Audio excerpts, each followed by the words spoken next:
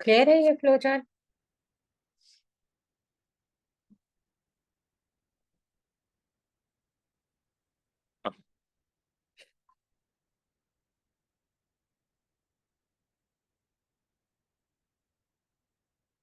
Angiotensin 2 अभी भी हमने किया था ना। एंजियोटेंसिन 2 क्या करता है?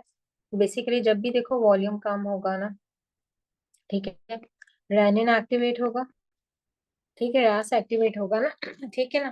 पेनिकुलर डेंसा सेंस करेगा सोडियम इसके पास कम पहुंच रहा है, रास एक्टिवेट होगा। रास कैसे? Renin, angiotensin, aldosterone mechanism. Angiotensin 2 क्या करता है? ठीक है, सिर्फ एंजियोटेंसिन वेजो कंस्ट्रिक्शन नहीं करा रहा होता या एल्डोस्ट्रान की एक्टिवेशन नहीं करा रहा होता।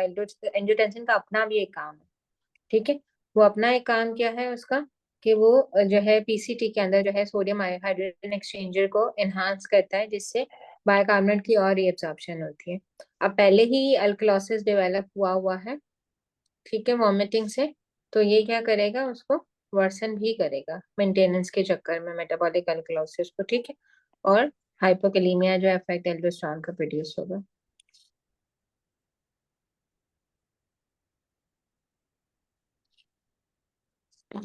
क्लियर है?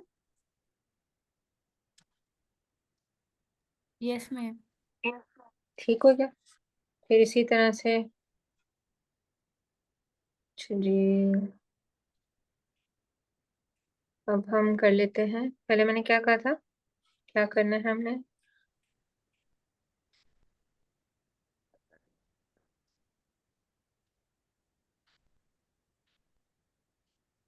कहाँ पे होगी से मतलब बाइकार्बोनेट की एब्जॉर्प्शन प्लाज्मा में, ब्लड में होगी ना बेटा।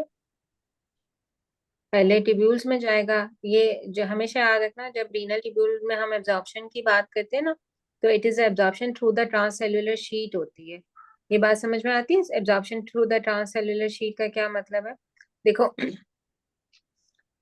देखो, फ्लूइड जो है, फ्लूइड जो है यहाँ से ग्लोमेरुलस से फिल्टर्ड होके, देखो, फिल्टर्ड होके यहाँ आया है, ठीक है। अब यहाँ से रीअब्जॉर्प्शन शुरू हो गई है, 67% यहाँ। रीअब्जॉर्प्शन कैसे होती है? ये सेल्स हैं सारे, ठीक है, ये एपिथेलियल सेल्स हैं, बीच में ये ल्यूमेन है।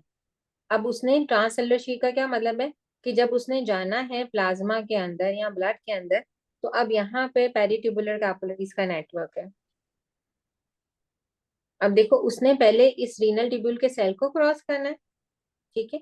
उसके बाद उसने इंटरस्टिशियम में आना है। इंटरस्टिशियम में आने के बाद उसने एंडोथीलियम की बेसमेंट मेम्ब्रेन को क्रॉस करना है। फिर एंडोथीलियम से गुजरना है, या इंट्रासेलुलर स्पेस से गुजरे या पैरासेलुलर स्पेस से गुजरे, फिर जाके उसने ब्लड में वापस जाना है, ठीक है। तो इसको हम कहते हैं एब्जॉर्प्शन थ्रू सेलुलर शीट्स। क्या कहते हैं इसको? Cellular sheets. जीआईटी में भी ऐसे ही एब्जॉर्प्शन होती है, ठीक है। क्लियर है? अच्छा, हम फ्री वाटर क्लियरेंस से शुरू करते हैं ना पहले। अब सबसे पहले फ्री वाटर क्लियरेंस का क्या मतलब है? नाम, नाम से आपको क्या समझ में आता है फ्री वाटर क्लियरेंस? जो जो वाटर किसी चीज के साथ बाउंड ना हो, यानी किसी के यस। साथ उसकी वो ना हाँ, हो, और उस क्लियरेंस का क्या उसको मतलब? हाँ, हाँ, और उसको क्लियरेंस मैम का क्या मतलब? क्लियरेंस का क्या मतलब है? बॉडी से रिमूवल, निकालना। निकालना, ठीक है। तो इसका क्या मतलब है, अगर बहुत लेमन टर्म में हम बोले, ठीक है, सो फ्री वाटर क्लियरेंस हम कब कहेंगे पॉजिटिव है, बल्कि लेमन क्यों पॉजिटिव है? इसका क्या मतलब है कि डाइल्यूट यूरिन एक्सक्रीट हो रही है।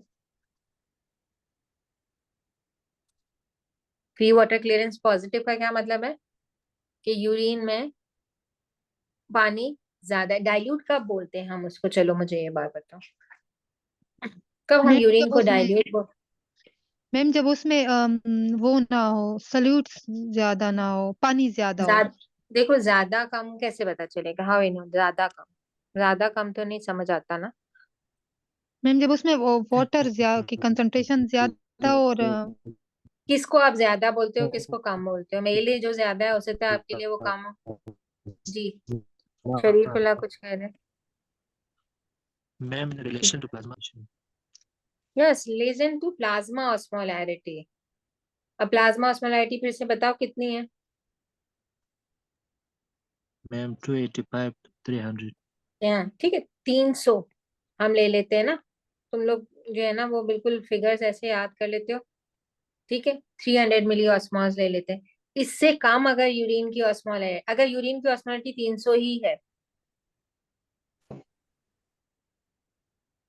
ये भी तो हो सकता है ना, यूरिन की ऑस्मोलैरिटी 300 से कम है, यूरिन की ऑस्मोलैरिटी 300 से ज्यादा है, 300 से ज्यादा है मीन्स यूरिन कॉन्सेंट्रेट हो रही है, ठीक है। कितनी हो सकती है, मैक्सिमम 1200 तक, कितनी हो सकती है, 1200 से मैक्सिमम जा सकती है 1400 तक, ठीक है, इससे ज्यादा नहीं जा सकती, ठीक है। और डाइल्यूट हो सकती है, कितनी हो सकती है, 50 मिली ऑस्मॉल, 50 जो है मिली ऑस्मॉल तक, ठीक हो गया, समझ आती है। और अगर सेम यूरिन की कॉन्सेंट्रेशन प्लाज्मा की कॉन्सेंट्रेशन के बराबर है, इसका मतलब है वो कुछ भी नहीं कर रहा किडनी, तो इसको हम कहते हैं isosthenuria, sthenuria, isosthenuria, same as that of the plasma, ठीक है। ये बेसिकली क्रॉनिक रीनल फेलियर्स में होता है, यूरिन की एबिलिटी टू कॉन्सेंट्रेट और डाइल्यूट खत्म हो जाती है ना किडनी जब फेल हो जाती है, तो क्रॉनिक रीनल फेलियर आइसोएस्टिनुरिया, ठीक है। तो अब अगर हम बात करें जो है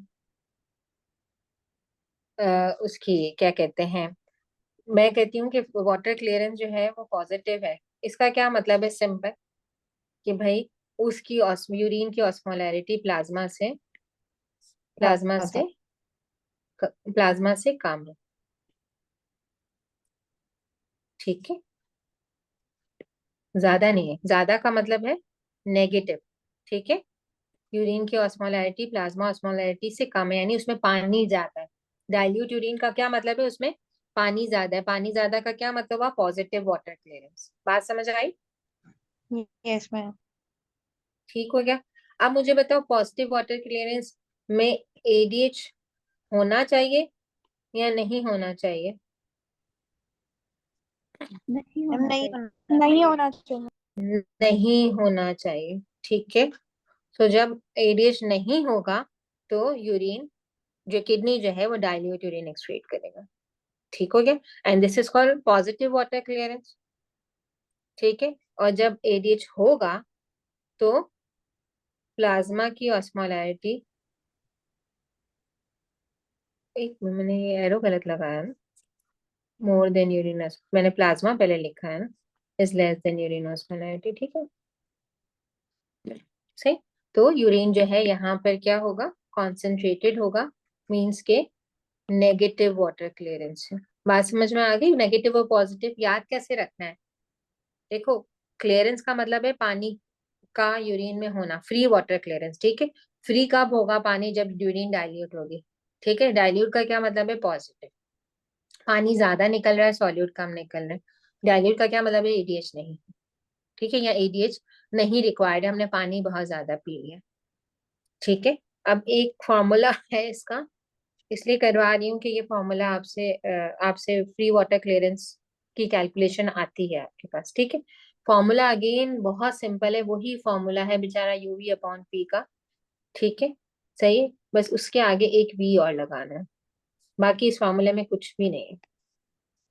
इसको मिला के क्लियरेंस और स्मॉल कर देते हैं, ठीक है, कंफ्यूज करने के लिए, अदरवाइज फॉर्मूला क्या है, वही यूवी अपॉन पी, ठीक है। क्या है यू, क्या है पी और क्या है वी, वी वॉल्यूम है, flow rate of the urine है, पी प्लाज्मा की ऑस्मोलैरिटी, ठीक है, यू यूरिन की ऑस्मोलैरिटी, बात समझ में आ रही है, फॉर्मूले में क्या है, यस वही मैम। यूवी अपॉन पी, उसको हमने किससे माइनस करना है, वॉल्यूम से, यानी फ्लो रेट से माइनस करना है, ठीक है। तो यहाँ पे एक एग्जांपल जैसे हम इसको सॉल्व करेंगे, कि अगर फ्लो रेट 10 ml पर मिनट, अगेन याद रखो कि फ्लो रेट हमेशा हम पर मिनट में लेते हैं, प्लीज रिमेम्बर दिस, अगर पर आर दिया हुआ है, पर 24 आर दिया हुआ है, you have to convert that into per minute, ठीक है। यूरिन की ऑस्मोलिटी कह रहे हैं 100 है, और प्लाज्मा की 300 है, तो आप पुट करते हैं 100, यहाँ ऊपर पुट होगा, यूरिन का फ्लो रेट 10 है, प्लाज्मा की ऑस्मोलिटी 300 है, ठीक है, सही। ये बचा हमारे पास, ठीक है। और हम इसको और सिंप्लीफाई करें तो 3.33 हमारे पास बच गया ये, यस मैम। ठीक है। अब इसमें से हम 3.33 में से क्या माइनस करेंगे, वी। वी कितना था, वी था यूरिन का फ्लो रेट 10, ठीक है, सही है। तो अब ये क्या आया, 6.7। ये क्या है, पॉजिटिव वाटर क्लियरेंस। अब देखो मैं आपको एक देती हूँ सिचुएशन, अब आप मुझे बताओ, आप मुझे इसका फ्री वाटर क्लियरेंस कैलकुलेट करके बताओ, ये फॉर्मूला लगा के। सिर्फ एक ही सिचुएशन चेंज करते हैं कि यूरिन की ऑस्मोलैरिटी को हम कर देते हैं 600, ठीक है, बाकी सिचुएशन सारी सेम रखते हैं। अब मुझे आप कैलकुलेट करके बताओ कितना आएगा। मैम 0 होगा।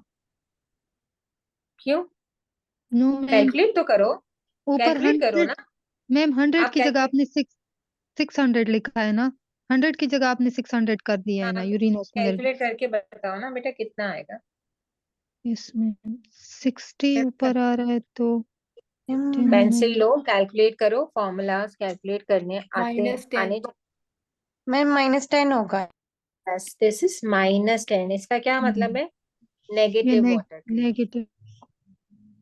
ठीक है। अब अब जो है एक सिचुएशन में देती हूँ आपको, जिसमें आप ये करो कि इसको आप करो कैलकुलेट। मैम 0। 10 - 10 0। 0 होगा।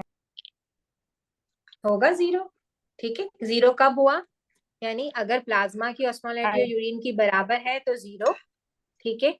यूरिन की ज्यादा है तो प्लस, यूरिन की कम है तो माइनस, ठीक है। सही बोला मैंने, यस मैम। Yes ma'am. मैंने सही बोला, मैंने सही बोला, यस सही बोला मैंने। यूरिन की मैंने मैम, कहा यूरिन की ऑस्मोलैरिटी ऑस्मोलैरिटी ज्यादा, कम। हम्म, यूरिन की ऑस्मोलैरिटी कम, अगर कम होगी तो फिर तो तो पॉजिटिव फिर होना चाहिए ना मैम। हाँ तो मैंने तो गलत बोला था ना, मैंने कब बोला, मैं तो आपसे पूछा, मैंने ठीक बोला, आपने कहा मैंने ठीक बोला, ठीक है। अब पॉजिटिव वाटर क्लियरेंस कब कब होता है, पॉजिटिव का क्या मतलब है, पानी यूरिन में ज्यादा, डाइल्यूट यूरिन हो रही, ठीक है। यहाँ तो हम पानी बहुत पी रहे हैं तब भी आ सकता है। और दूसरा क्या सिचुएशन है, डायबिटीज इंसिपिडस, चाहे वो सेंट्रल हो चाहे नेफ्रोजेनिक हो, ठीक है। सेंट्रल और नेफ्रोजेनिक में कैसे डिफरेंशिएट करेंगे, नेफ्रोजेनिक में एडीएच के लेवल ज्यादा होंगे, लेकिन वो एडीएच काम नहीं कर रहा होगा क्योंकि जो है डिस्टल कॉन्वोलेटेड और कलेक्टिंग ट्यूब्यूल्स में रिसेप्टर्स में प्रॉब्लम है। और सेंट्रल के अंदर एडीएच के लेवल्स कम होंगे, ठीक हो गया, समझ में आई बात, यस। ठीक है। अच्छा जी, अब हम यहाँ ये वाले डिसऑर्डर्स कर लेते हैं, ये बहुत सारे आपको एमसीक्यूज में आते हैं, एक एक करके हम देखेंगे। प्राइमरी पॉलीडिप्सिया साइकोलॉजिकल इशू हो सकता है, बंदा बहुत ज्यादा पानी पी रहा है, ठीक है, सही। एडीएच के लेवल्स कम होंगे, क्यों कम होंगे, कि भाई इतना पानी वो पी रहा है तो यूरिन को डाइल्यूट होना चाहिए, ठीक है। तो फ्लोरेट बहुत ज्यादा होगा, यूरिन की ऑस्मोलैरिटी कम होगी और वाटर क्लियरेंस पॉजिटिव होगा, ठीक है। सीरम की ऑस्मोलैरिटी जो है अगर वो मेंटेन नहीं कर पा रहा तो कम हो सकती है, ठीक है, या नॉर्मल भी हो सकती है, यूजुअली कम हो सकती है, बहुत पानी वो पी रहा है तो, ठीक है। क्लियर है, ये सिचुएशन क्लियर है। यस मैम, एक बार रिपीट कर दें प्लीज। सिर्फ एडीएच कम होगा प्राइमरी पोली। हम्म, देखो ना, आप अगर पानी ज्यादा पीते हो, आप अपने ऊपर लगा लो, पानी ज्यादा पियोगे तो एडीएच निकलेगा या कम निकलेगा, नहीं निकलेगा। नहीं निकलेगा। और आपने 2 ग्लास पानी पी लिए अभी, क्या होगा आपके साथ, यूरिन का सिर्फ फ्लो रेट ऑस्मोलैरिटी। बढ़ेगा, यस मैम, पानी वो भी निकलेगा, बढ़ेगा। तो हाँ तो सब कुछ ये वही हो रहा है जो आपने 2 ग्लास अभी पानी पी लिया सर्दी में, ठीक है। 2 ग्लास, 1 ग्लास भी पी लें तो थोड़ी देर बाद ब्लैडर फिल हो जाता है, हम कभी कभी रियलाइज करते हैं पूरे दिन में हमने 1 ग्लास भी पानी नहीं पिया होता, है ना, ठीक है। तो वही होगा जो हमने 2 ग्लास अभी पानी पी लिया, दिस इज पॉलीडिप्सिया, ठीक है। अब मैम इसको कैसे एक इसको क्वेश्चन अब करना दो। था मैम कि ये हाइपोस्मोटिक जो है ये डाइल्यूटेड यूरिन को कहते हैं ना, जो जिस यूरिन की डाइल्यूशन ज्यादा होती है, मतलब बिल्कुल जिसमें बिल्कुल सैल्यूट्स नहीं होते। जी। डायलेट हाइपोस्मोटिक का मतलब है फीका। ठीक है, सही। अच्छा, अब एडीएच और किस सिचुएशन में कम हो सकता है? सेंट्रल डायबिटीज इंसिपिडस से एडीएच सिक्रीट ही नहीं हो रहा। ठीक है, इस सिचुएशन में क्या होगा? अगेन जो डिस्टल कॉन्वोलेटेड ट्यूब्यूल्स हैं और कलेक्टिंग ट्यूब्यूल्स हैं, वहां एडीएच के ही वजह से पानी एब्जॉर्ब होता है। लेट डिस्टल ट्यूब्यूल और कॉर्टिकल कलेक्टिंग ट्यूब्यूल में अगर एडीएच नहीं होगा तो पानी एब्जॉर्ब नहीं होगा। ठीक है, तो सिचुएशन सारी यही होगी कि यूरिन डाइल्यूट होगी। ठीक, यूरिन का फ्लो रेट ज्यादा होगा क्योंकि लेट डिस्टल ट्यूब्यूल और कॉर्टिकल ट्यूब्यूल से पानी एब्जॉर्ब करने के लिए एडीएच नहीं है। ठीक है, लेकिन यहाँ पे क्या होगा कि क्योंकि जो है वो पानी इतना पी के पानी मेंटेन करना बहुत मुश्किल हो जाता है। कितना वो पानी पी रहा होगा? कभी कभी 12 से 18 लीटर तक यूरिन पास हो रही होती है। 12 से 18 लीटर, कैन यू इमेजिन? पानी का इंटेक मेंटेन करना इज अ डिफिकल्ट थिंग ना। तो यूरिन की सीरम की ऑस्मोलैरिटी बढ़ी हुई होगी। ठीक है, क्लियर है? Yes ma'am.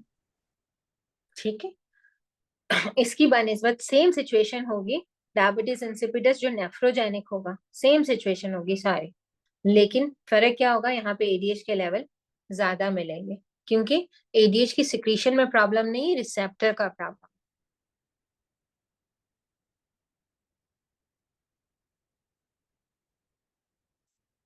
ठीक,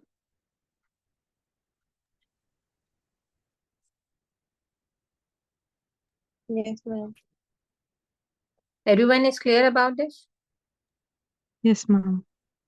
ओके, श्योर। कोई कंफ्यूजन तो नहीं है? क्योंकि ये बहुत सारे एमसीक्यूज में आएगा।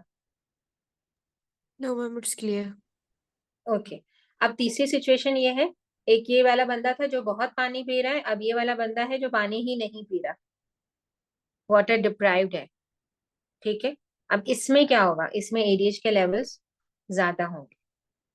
ठीक है, अब इसको जो डिफरेंशिएट करना है वो हमने डिफरेंशिएट करना है syndrome of inappropriate ADH secretion. कि अगर किसी में वाटर डिप्राइवेशन से एडीएच के लेवल ज्यादा हैं और किसी में syndrome of inappropriate ADH secretion से एडीएच के लेवल ज्यादा हैं, तो इन दोनों सिनेरियो को कैसे डिफरेंशिएट करेंगे? रिमेंबर, ये चीज सेम होगी दोनों में। क्या सेम होगी? अगर एडीएच ज्यादा हो रहा है, सिक्रीट हो रहा है, चाहे वाटर डिप्राइवेशन से हो रहा है, चाहे syndrome of inappropriate ADH secretion से हो रहा है, तो यूरिन कॉन्सेंट्रेटेड होगी, यूरिन का फ्लो रेट कम होगा, फ्री वाटर क्लियरेंस नहीं होगी। सिचुएशन ये सेम है। इसमें आप इसको नहीं यूज करना आपने डिफरेंशिएट करने के लिए। ठीक है, डिफरेंशिएशन पॉइंट क्या है? डिफरेंशिएशन पॉइंट है ये। फिर हम ऑस्मोलर यस, जब वाटर डिप्राइव्ड होगा तो सीरम ऑस्मोलैरिटी उसकी हाई टू नॉर्मल मिलेगी। ठीक है, और जब वो सिंड्रोम ऑफ इनअप्रोप्रिएट होगा उसकी सीरम ऑस्मोलैरिटी बहुत ही ज्यादा कम मिलेगी। और कम मिलने का क्या मतलब है? कि वैल्यूज क्या होंगी? 280 से नीचे गिवन होंगी। ठीक है, समझ आती है पर? हम्म, मैम कम वाटर होने का क्या डिप्राइवेशन मतलब? में। जी, अब मैं रिपीट क्या करूं, मुझे आप ये बताओ। वाटर डिप्राइवेशन के अंदर सीरम ऑस्मोलैरिटी 280 से 300 310 तक भी मिल सकती है अगर बहुत ज्यादा वाटर डिप्राइवेशन है। इसमें लेस देन 280 मिली ऑस्मॉल्स मिलेगी serum osmolarity.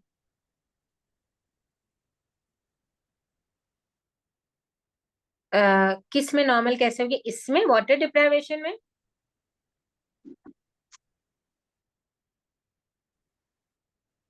Okay, water deprivation में नॉर्मल टू हाई का मतलब ये होता है कि रेंज जो है, अगर किसी कोई पानी नहीं पी रहा, पानी नहीं मिल रहा उसको, ठीक है, तो क्या होता है? इनिशियली तो किडनी क्या करेगी? किडनी जो 1.5 लीटर यूरिन बना रही थी तो वो क्या करेगी? आधे लीटर पे आ जाएगी, तो वो 1 लीटर कंजर्व कर देगी।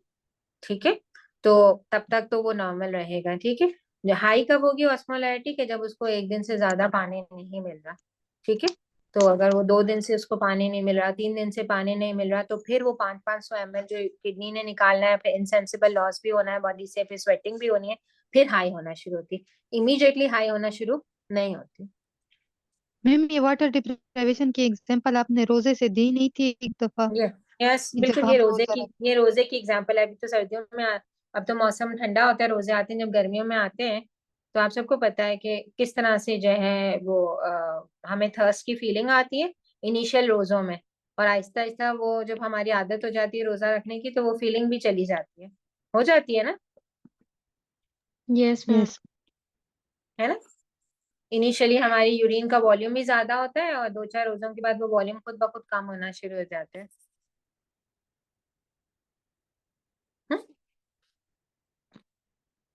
Yes ma'am clear, yes.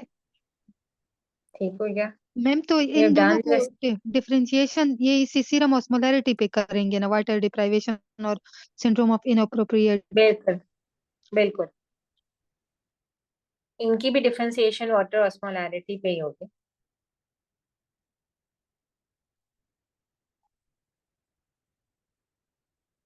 Thirst का ऑस्मोलैरिटी से लिंक ये है फिजा, कि जब भी हम जो है, जब भी हमारी प्लाज्मा ऑस्मोलैरिटी बढ़ जाती है, ठीक है, तो प्लाज्मा ऑस्मोलैरिटी जब बढ़ती है, तो जो ब्रेन के ऑस्मो रिसेप्टर्स होते हैं जो एंटीरियर हाइपोथैलेमस में है, ठीक है, वो ऑस्मो रिसेप्टर्स जो है वो श्रिंक होते हैं, क्योंकि उसमें से पानी निकल के बाहर प्लाज्मा में आता है।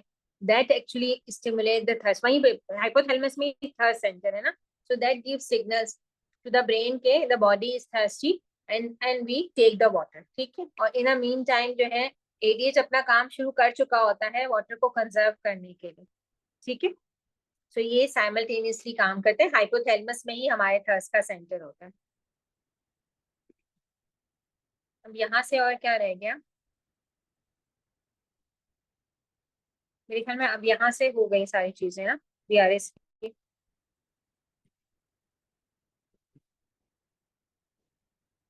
यस मैम, अब मैक्चुरेशन अब खाली हम रह गई। मेचुरेशन करवा लेती हूँ, वो इसमें नहीं है बीआरएस में, वो मैं आपको करवा देती हूँ, और उसके बाद जो है ना वो करवा देती हूँ डिजीज, रीनल डिजीजेस ना, प्री रीनल, रीनल और पोस्ट रीनल वाले। अच्छा अब देखो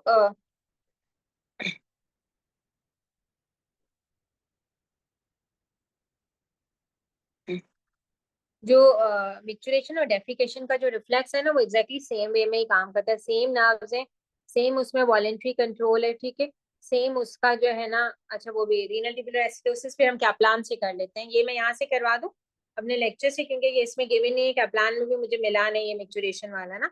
सो रिमेम्बर कि जो इनवॉलेंट्री रिफ्लेक्स है डेफिकेशन का, जो ऑटोमेटिक रिफ्लेक्स है या मिक्चुरेशन का, ठीक है, ये जो जो ऑटोमेटिक रिफ्लेक्स है, जैसे बच्चों में होता है कि देखो बच्चों का ब्लैडर फिल होता है, एम्प्टी हो जाता है, ऐसे ही होता है ना। हमारे में क्या डिफरेंस होता है, यस हमारे में क्या डिफरेंस होता है, हमारा भी ब्लैडर फिल होता है, ठीक है, फिर क्या करता है होता है, सिग्नल्स जाते हैं कि हमें मिक्चुरेट करना चाहिए, यस मैम। फिर क्या होता है, यस। अगर हमारा एनवायरमेंट सूटेबल होता है, ठीक है, तो हम वॉलेंट्रली जो एक्सटर्नल जो स्फिंक्टर होता है उसको वॉलेंट्रली इनहिबिट करते हैं, ठीक है, और एक्सटर्नल स्फिंक्टर को हम रिलैक्स करते हैं, जिससे वॉइडिंग ऑफ यूरिन होती है। बच्चों में ये जो एक्सटर्नल स्फिंक्टर होता है, जो कि पुडेंडल नर्व से, जो हमारी मोटर नर्व है, पुडेंडल नर्व क्या है, हमारी मोटर नर्व है, बच्चों के अंदर जो है ये जो है, जब तक छोटे न्यू बॉर्न बेबी से लेकर जब तक उनकी माइलिनेशन कंप्लीट नहीं होते हैं, या वो ट्रेन नहीं होते टू कंट्रोल देयर मेच्योरेशन, तब तक उनका ब्लैडर ऑटोमेटिक ब्लैडर की तरह बिहेव करता है। एग्री, ऑटोमेटिक ब्लैडर समझ में आता है। Yes ma'am. मैम उसमें प्यूटेंडल नर्व की कंट्रोल नहीं होती, जो ऑटोमेटिक ब्लडर होता है, जैसे कि आपने बच्चों में कहा, बिल्कुल, मतलब वो ट्रेन अभी नहीं मैं होता। ऑटोमेटिक की बात करूंगी। ऑटोमेटिक का क्या मतलब है, ब्लैडर फिल हुआ और ब्लैडर एम्प्टी हुआ, सोमैटिक कंट्रोल नहीं। This is normal for the children less than 2 years of age. Agree, even अब तो जल मतलब 12, आप डिपेंड करता है ना, even the baby can get train at the age of 12 क्या आप, और नॉर्मली हम ट्रेन कैसे करते हैं छोटे बच्चों को, हम कैसे ट्रेन करते हैं, जो मदर्स हैं उन सबको पता होगा how they train their baby, कि क्या करते हैं कि हर 2 घंटे बाद या हर घंटे बाद उनको जो है वॉशरूम ले जाते हैं और उनको अर्ज करते हैं, स्टिमुलेट करते हैं कि वो मिक्चुरेट करें। इसी तरह हम ट्रेनिंग स्टार्ट करते हैं ना बच्चों की, टिल दैट के वो वर्बलाइज हो, टिल दैट के वो एक्शन से बताएं कि जो है वो फील कर सकें कि उनको उनका ब्लैडर फिल है and they need to micturate. Agree और डिसएग्री?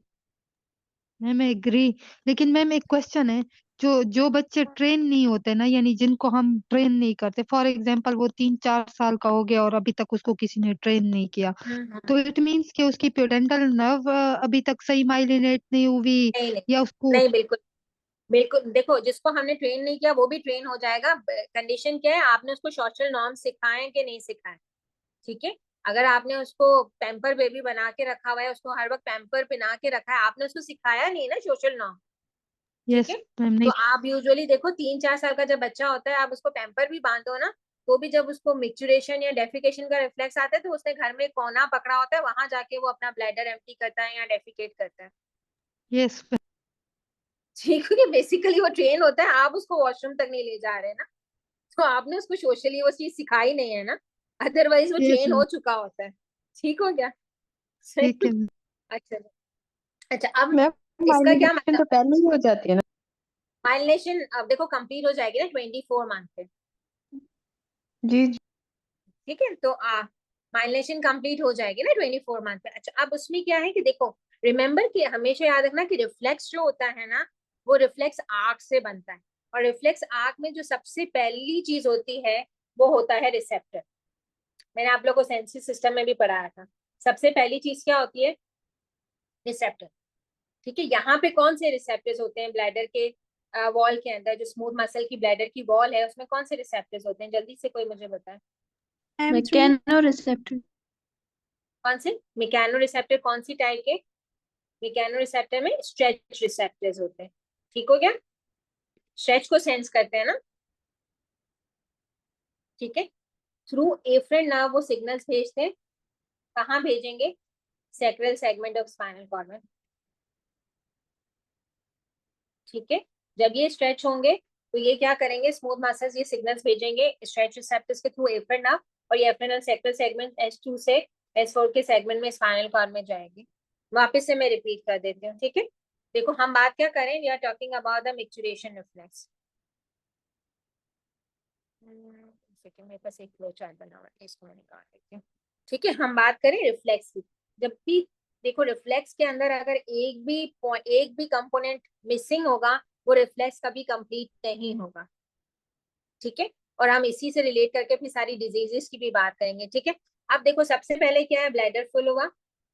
जब ब्लैडर फुल हुआ तो ब्लैडर की वॉल के अंदर स्ट्रेच रिसेप्टर्स थे, वो स्ट्रेच हुए, उन्होंने सिग्नल्स भेजे थ्रू एफरेंट नर्व। ठीक है, ठीक है, ये पेल्विक स्पाइनिक नर्व्स के अंदर ही इसके एफरेंट फाइबर्स होते हैं। ठीक है, अच्छा, ये एफरेंट फाइबर्स होते हैं और ये इफरेंट फाइबर्स होते हैं, सेम नर्व में ट्रैवल कर रहे होते हैं क्योंकि ये मिक्स नर्व है। ठीक है, और ये जाते हैं sacral segment of spinal cord में, वहां से इफरेंट नर्व के थ्रू। अब ये जो पेल्विक स्पाइनिक नर्व में जो इफरेंट फाइबर्स हैं, ये पैरासिम्पैथेटिक फाइबर्स हैं। ठीक है, पैरासिम्पैथेटिक फाइबर्स है, ये आते हैं और ये क्या करते हैं, डिट्रूसर को कॉन्ट्रैक्ट करते हैं और इंटरनल यूरेथ्रल स्फिंक्टर को रिलैक्स करते हैं, और ये रिफ्लेक्स इस तरह कंप्लीट हो जाता है। लेकिन अभी मिक्चुरेशन कब होगी? उस वक्त होगी जब एक्सटर्नल यूरेथ्रल स्फिंक्टर भी रिलैक्स रिलैक्स करेगा। होगा। और वो रिलैक्स कैसे होगा? वो रिलैक्स होगा जब हम उसको वॉलेंट्रली क्या करेंगे, एक्टिवेट करेंगे, इनहिबिट करेंगे। इनहिबिट। इनहिबिट, तो एक्टिव। हायर सेंटर क्या करता है, इसको इनहिबिट करेगा तो वो रिलैक्स होगा। समझ में आई बात? मैम ये वाला पॉइंट रिपीट कर। देखो हायर सेंटर जो है, जब उसको कॉन्ट्रैक्ट करके रखेगा, जब फैसिलिटेटरी सिग्नल्स आएंगे, फैसिलिटेटरी सिग्नल्स आएंगे हायर सेंटर से, तो मिक्चुरेशन नहीं होगी, मिक्चुरेशन स्टॉप होगी।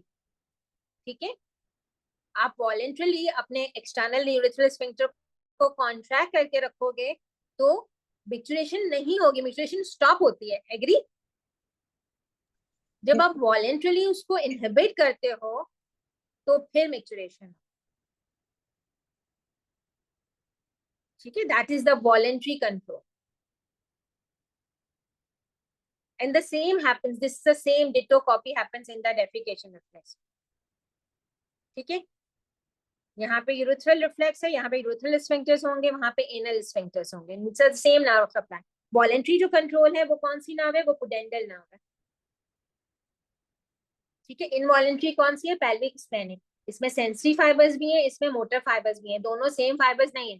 जो मोटर है वो पैरासिम्पैथेटिक फाइबर्स है, जो सेंसरी है वो पेल्विक स्प्लेनिक में ट्रैवल करते हैं. अब आप मुझे बताओ कि सिफिलिस के अंदर क्या डैमेज होता है? Tertiary syphilis. सेंसेशंस नहीं जाती डोर्सल कॉलम सेंसेशन नहीं जाती, तो मसला कहाँ है इसमें से? मसला रिफ्लेक्स में मसला है ना. मसला जी. कहाँ पर है? कौन सा रिफ्लेक्स का कौन सा part is in problem? Pelvic splenic, कौन सा वाला? सेंसरी और मोटर? सेंसरी. यस. तो मसला कहाँ है? यहाँ के सेंसरी पार्ट में, या डोर्सल रूट गैंग्लियन में हम कहते हैं प्रॉब्लम है, क्योंकि डोर्सल रूट गैंग्लियन सेंसरी है. ठीक है, समझ में आई बात? अब स्ट्रेच नहीं जा रही है, स्ट्रेच नहीं जा रही है, स्ट्रेच को सेंस ही नहीं करा ब्लैडर. ठीक है, ब्लैडर है, ये ब्लैडर है, और ये ब्लैडर भरे जा रहा है, यूरिन भरा जा रही है, भरी जा रही है, भरी जा रही है, मगर ये इसको सेंस नहीं कर पा रहा. क्यों नहीं सेंस कर पा रहा? क्योंकि इसके एफ्रन खराब हो गए हैं, जो कि इंफॉर्मेशन लेके जा रहे थे. अगर एफ्रन खराब हो गए हैं तो ये रिफ्लेक्स कभी भी कंप्लीट नहीं होगा. एफ्रन कभी कॉन्ट्रैक्ट नहीं कर सकते एफ्रन के बगैर. अब ये ब्लैडर भरे जा रहा है. ठीक है, ब्लैडर दिखाते हैं आपको. अब ये ब्लैडर भरे जा रहा है. अच्छा, अब आपके घर में, सबके घर में पानी का टैंक होगा. आपने मोटर ऑन करके छोड़ दी तो क्या होता है? बंद नहीं करते तो क्या होता है? अगर उसमें ऑटोमेटिक कोई वो नहीं लगा हुआ कि वो बंद हो जाए, ओवरफ्लो. और आपको ओवरफ्लो, तो इसमें क्या होगा?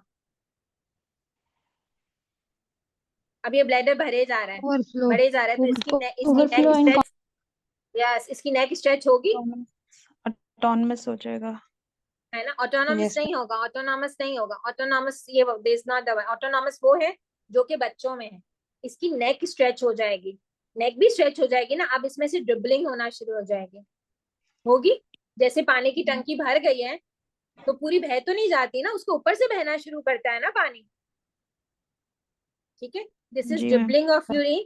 This is called atonic bladder. ठीक है, this is called overflow incontinence.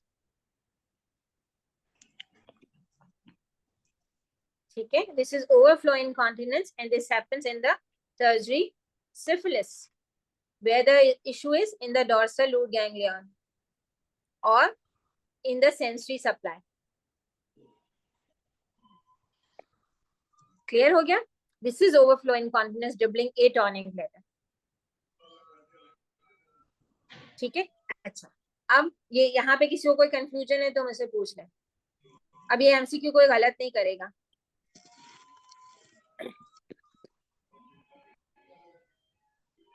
अब हम आ जाते हैं ऑटोमेटिक ब्लैडर पे. ऑटोमेटिक ब्लैडर कैसा है? जैसे बच्चे का ब्लैडर है ऑटोमेटिक. वो क्या था? एटॉनिक. वो हमने कौन सा डिस्कस किया? एटॉनिक, जिसकी टोन ही खत्म हो गई है. ठीक है, आप पानी की टैंक ऑन करके घर ताला लगा के चले गए.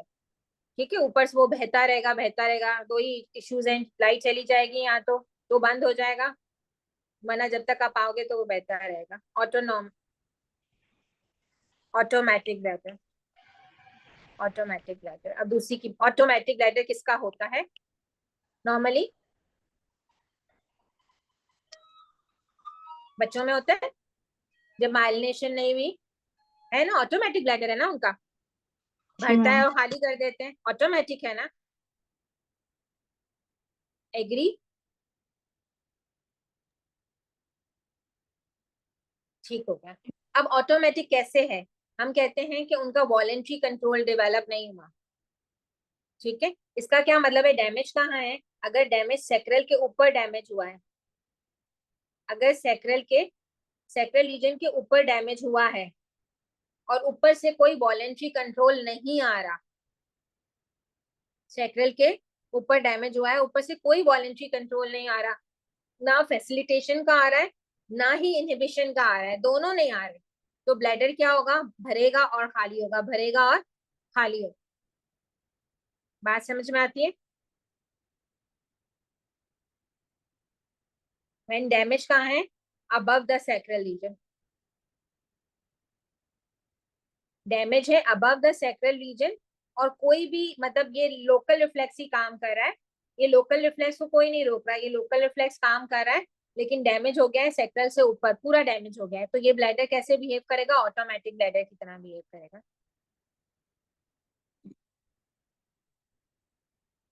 ठीक है, क्लियर है? तीसरी सिचुएशन क्या है, तीसरी सिचुएशन है अनइनहिबिटेड न्यूरोजेनिक ब्लैडर।